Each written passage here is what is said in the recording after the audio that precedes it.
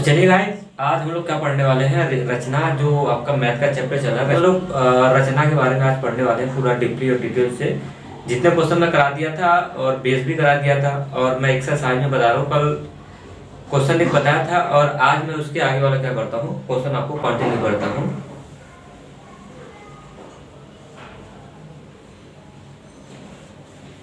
तो चलिए आज हम लोग क्या करते हैं, एक्सरसाइज को कंटिन्यू करते हैं। बस दो ही टाइप के उसमें क्वेश्चन थे और दो टाइप के जो क्वेश्चन थे मैंने बता दिया है बेस में, और आज मैं एक्सरसाइज में एंट्री कराता हूँ और एक्सरसाइज की मैं आज सवाल बताने वाला हूँ। तो देखिएगा कितने अच्छे तरीके से मैं उसको बताता हूँ। पूरे वीडियो में अगर एंड तक बने रहेंगे तो आपको पक्के से समझ में आएगा। और चैनल को अगर सब्सक्राइब नहीं किया तो सब्सक्राइब आप कर लीजिएगा, ताकि ऐसे ऐसे अपडेट आपको मिलते रहे। तो चलिए इसका मैं बात करता हूँ कौन सा फर्स्ट क्वेश्चन। तो फर्स्ट क्वेश्चन तो मैं करा ही दिया हूँ, बेस में ही देखेंगे तो यही वाला क्वेश्चन मैं करा था। तो इसको साथ ना बताओ तो ठीक ही है, नहीं बताऊंगा।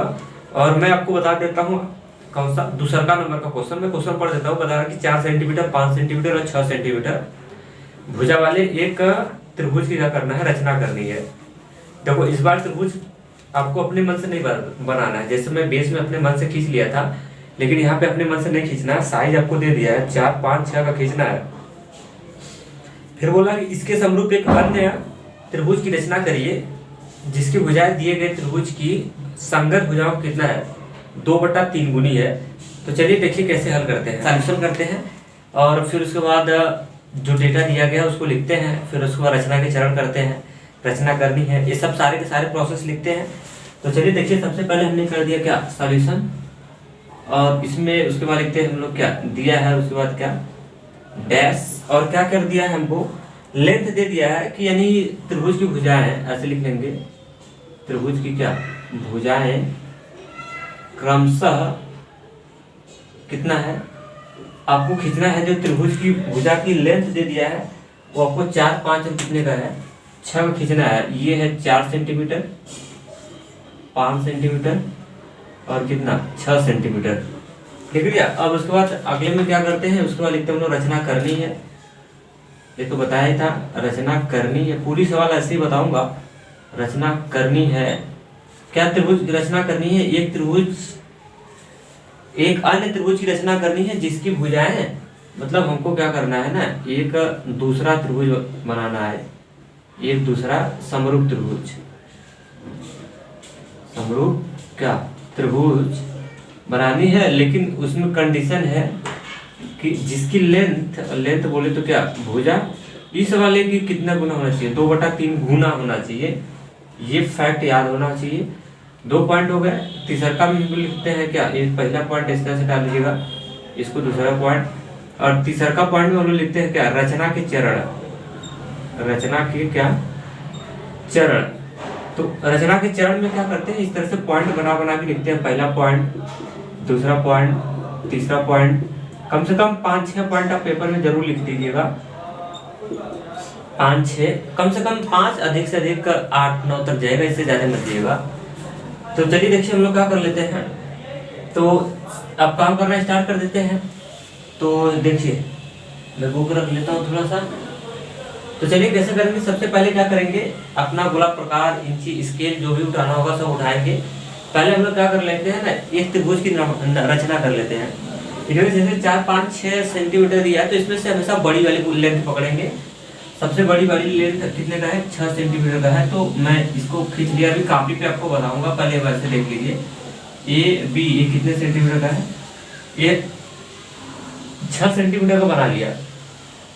भाई एक त्रिभुज पहले आएगा, पहले एक त्रिभुज आएगा तब ना इसके समरूप एक अन्य त्रिभुज बनाएंगे। अब उसके बाद अब गोला प्रकार उठाएगा, स्केल में ऐसे 5 सेंटीमीटर दूरी भर के इसको सेंटर बना के 5 सेंटीमीटर की दूरी भर के एक चाप ऐसे मारिएगा।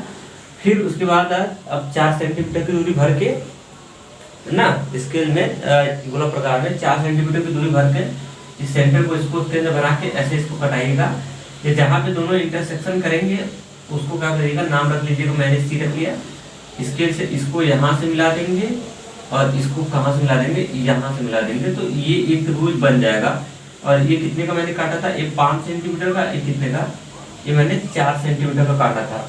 बस ये त्रिभुज तैयार हो गया। अब जैसे मैं बताया था बेस में कि इसके समरूप कैसे करते हैं, बस सेम प्रोसेस कर लेते हैं। अब यहाँ से पहले क्या करते हैं, मैं इसको हल्का लिख देता हूँ 6 सेंटीमीटर।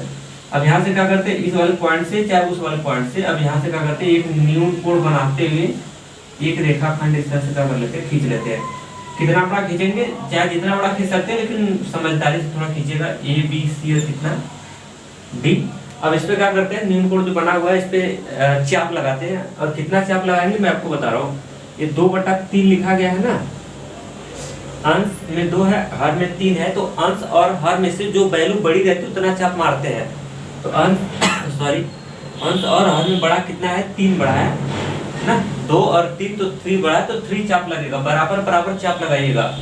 मैंने 1 चाप मारा, 2 चाप मारा और एक 3 चाप लगा दिया। अब नाम रखना चाहते हो तो रख लो। ए है तो इसका नाम A1, इसका नाम A2, इसका नाम क्या A3। नाम कुछ भी रख सकते हैं, लेकिन थोड़ा समझ अच्छा लगने के लिए ए से स्टार्ट है तो A1 A2 A3 मैंने क्या कर दिया, रख दिया। अब उसके बाद क्या करते हैं, अब मिलाना स्टार्ट करते हैं। अब किसको मिलाएंगे, कैसे पता करेंगे, तो मिलाते हैं हमेशा हर के अनुसार है। चाप लगाते हैं जो वैल्यू बड़ी रहेगी उसके अकॉर्डिंग, और मिलाते किसके हैं, मिलाते हैं हर के अकॉर्डिंग। हर में 3 है तो तीसरे वाले पॉइंट को मिलाएंगे। जैसे अगर ये 6/5 होता, अगर 2/3 की जगह 6/5 होता तो चाप कितना लगाते हैं, 6 चाप लगाते, 6 बड़ा है। लेकिन मिलाते किसको, अंश के हर के अकॉर्डिंग, यानी 5वें पॉइंट को मिला देते।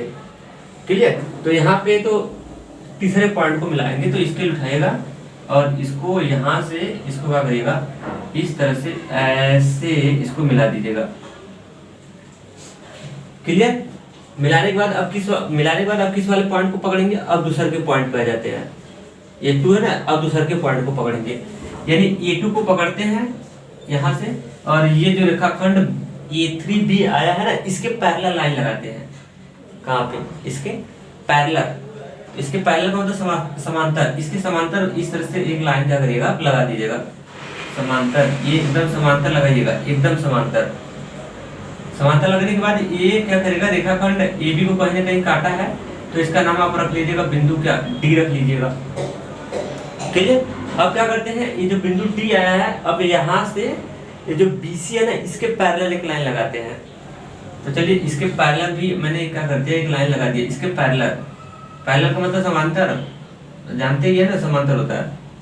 ये इसके पैरेलल लगा दिया, इंची से लगाइएगा बढ़िया से एकदम पैरेलल। अब इसको कहीं ना कहीं इंटरसेक्शन किया, तो इसका नाम मैंने रख लिया क्या, ई रख लिया। कितना रख लिया, ई रख लिया।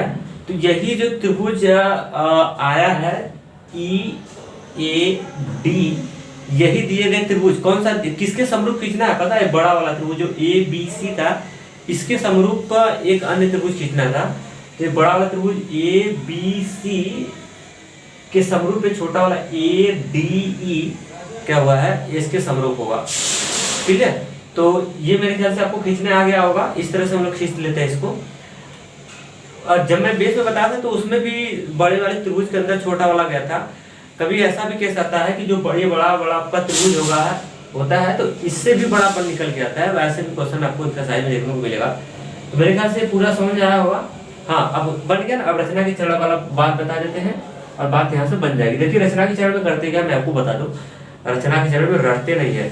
इसको बनाने के लिए जो आपने काम किया, जैसे काम किया ना, उसी को एक्सप्लेन कर देते हैं, लिख देते हैं पॉइंट, वही रचना का चरण हो जाता है। तो सबसे पहले हमने क्या किया, लिखेंगे सबसे पहले हमने दिए गए माप से एक त्रिभुज ABC बना लिया। अब कोई किसी दिमाग में आएगा सर सबसे पहले तो हमने 6 सेंटीमीटर का एक रेखाखंड खींचा। बात सही है कि खींचा, लेकिन हम लोग कुछ ये ऐसे पूरा डीपली से लिखेंगे तो थोड़ा सा लॉन्ग हो जाएगा। हाँ महेश,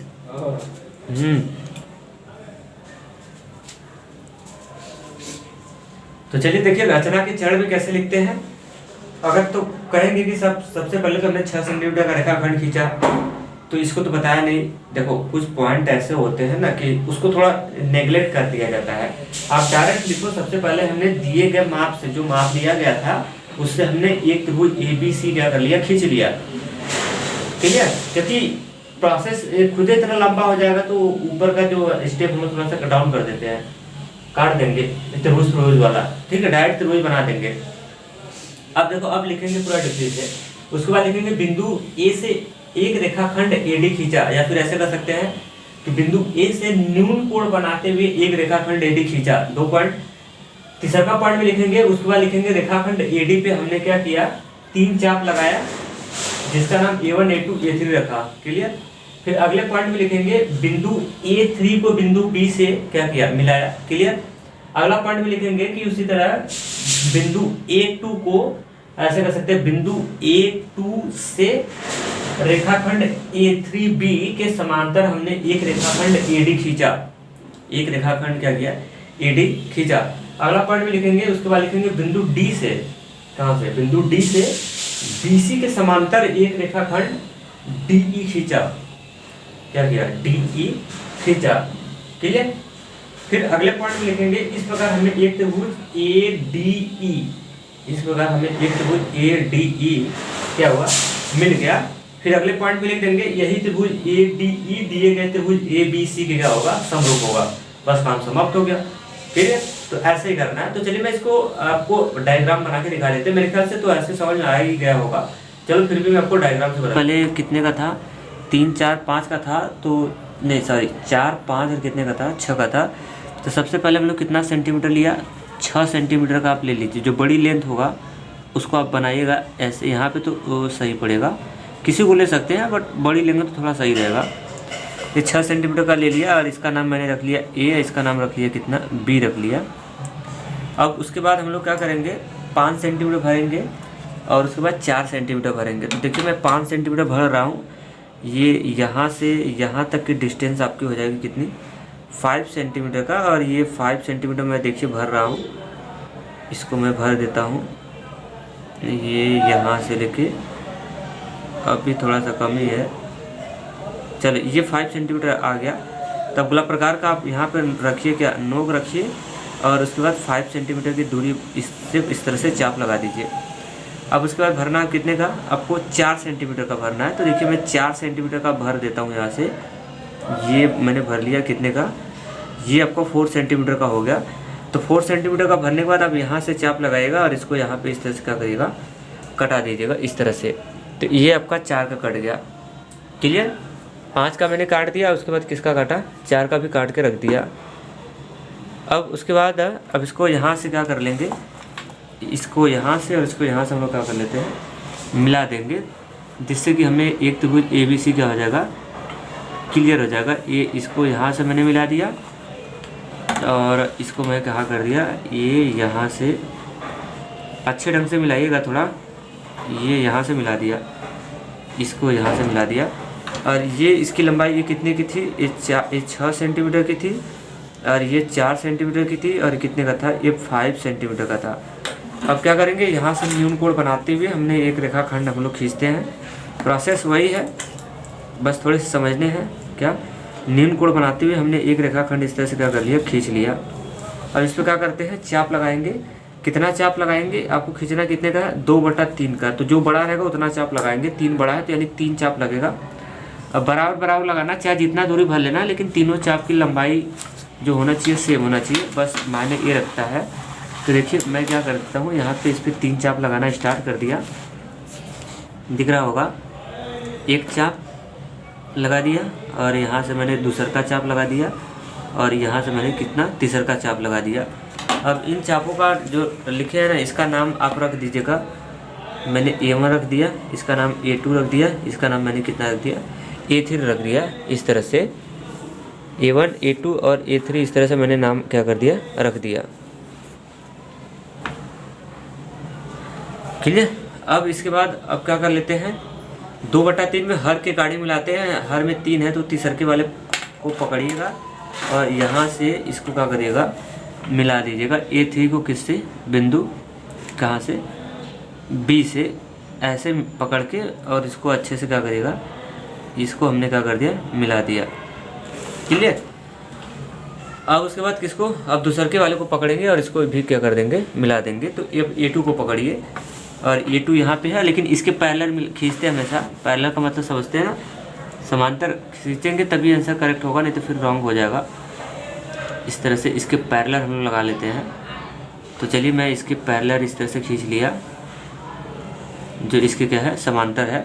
अब ये यहाँ पे इंटरसेक्शन किया इसको, तो इसका नाम रख देना, मैंने क्या रख दिया, डी रख दिया। ए बी, इसका नाम सी रख दिया, इसका नाम डी रख दिया। अब डी से क्या करते हैं, पॉइंट डी से अब इसके पैरेलल जो बी सी है ना, इसके पैरेलल हम लोग क्या करते हैं, एक लाइन लगाते हैं। तो इसके पैरेलल, चलिए मैं लगा दिया इसके पैरेलल, ये इस तरह से मैंने लगा दिया। अब इसको कहीं ना कहीं इंटरसेप्ट किया है और यहाँ पे इंटरसेप्ट किया है, तो इसका नाम रख देना, इसका नाम मैंने डी रख दिया, इसका नाम क्या रख देना, ई रख दिया।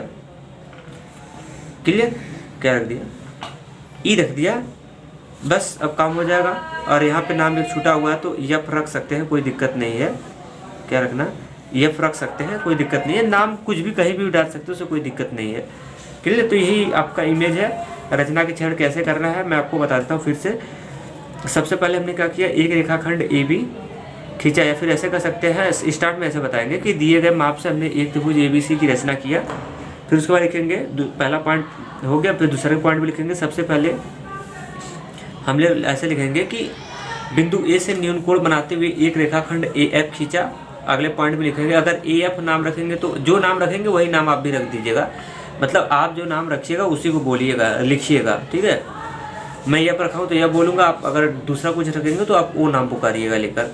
फिर उसके बाद लिखेंगे कि रेखाखंड ए एफ पे 3 बराबर चाप काटा, जिसका नाम A1 A2 A3 रखा। उसके बाद लिखेंगे कि बिंदु किसको, A3 को बिंदु B से मिलाया। अगला पॉइंट में लिखेंगे कि उसी प्रकार बिंदु A2 को बिंदु D से क्या किया, मिलाया।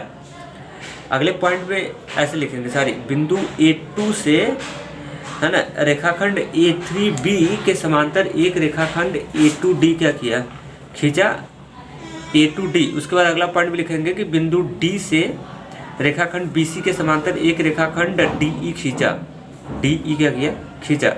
और उसके बाद अगला पॉइंट में लिखेंगे, इस प्रकार हमें एक त्रिभुज EAD प्राप्त हुआ। और लिखेंगे यही त्रिभुज दिए गए त्रिभुज ABC के क्या होगा, समांतर होगा, समरूप होगा। तो ऐसे लिख देना होगा। तो मेरे ख्याल से वीडियो आपको समझ आया होगा। अगर बढ़िया लगा होगा तो अपना फीडबैक आप मुझे जरूर दीजिएगा। थैंक्स।